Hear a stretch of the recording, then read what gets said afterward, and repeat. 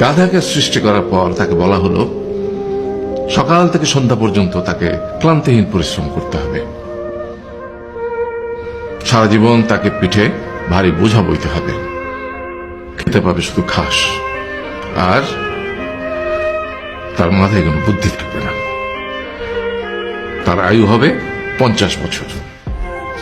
গাধা করজোড়ে সৃষ্টিকর্তাকে বলল, আমি এত বছর বাঁচতে চাই না, আমাকে 20 বছর আয়ু দেওয়া হোক। সৃষ্টিকর্তা সেটাই মঞ্জুর করলেন।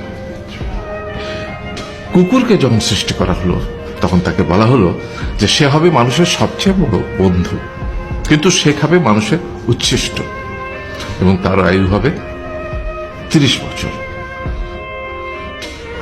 কুকুর সৃষ্টিকর্তাকে বলল, আমি এত বছর বাঁচতে চাই না, আমাকে 15 বছর আয়ু দেওয়া হোক। সেটাই মঞ্জুর করা হলো। এরপর বানরকে বলা হলো, তুমি শুধু গাছের এ ডাল থেকে ও ডালে ঝুল খাবে এবং নানান রকম ফন্দি ফিকিরি করে মানুষকে আনন্দ দেবে, তোমার আয়ু হবে 20 বছর। বানর বলল, আমি 20 বছর বাঁচতে চাই না, আমাকে 10 বছর দেওয়া হোক। সেটাই মঞ্জুর করা হলো। এবার এলো পুরুষ মানুষের পালা।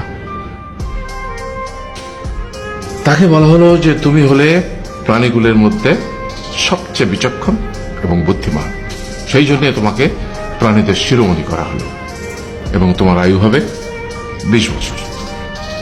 তখন পুরুষ মানুষ বলল, করজোড়ে বলল সৃষ্টিকর্তাকে যে 20 বছর আয়ু অত্যন্ত কম, হে প্রভু, আমাকে ওই গাধার সে যে 30 বছর আয়ু চায়নি সেটা আমাকে দেয়া হোক, ওই যে কুকুর 15 বছর ফিরিয়ে দিয়েছিল সেটাও আমাকে দেয়া হোক, আর যে বানর 10 বছর নেয়নি সেটাও আমাকে দেয়া হোক। 20 বছর অত্যন্ত কম, আমি দীর্ঘদিন বাঁচতে চাই। সৃষ্টিকর্তা সেটাও মঞ্জুর করলেন।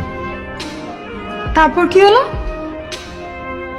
সেই থেকে ছেলেরা পুরুষ মানুষ হিসেবে বাঁচে 20 বছর, তারপরের 30 বছর সংসারের বোঝা পিঠে করে বয়ে বেড়ায়, সেটা কার মতো? গাধার মতো।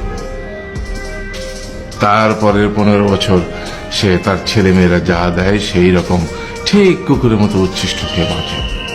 আর তারপরে বৃদ্ধ বয়সে ঠিক বানরের মতো, যেমন গাছের এডাল থেকে ওডাল ঝুল খায় বানর, তেমনি এই ছেলের বাড়ি থেকে ওই ছেলের বাড়ি, আর নানান রকম ফন্দি ফিকির করে তার নাতি নাতনিদের আনন্দ দেওয়ার চেষ্টা করে।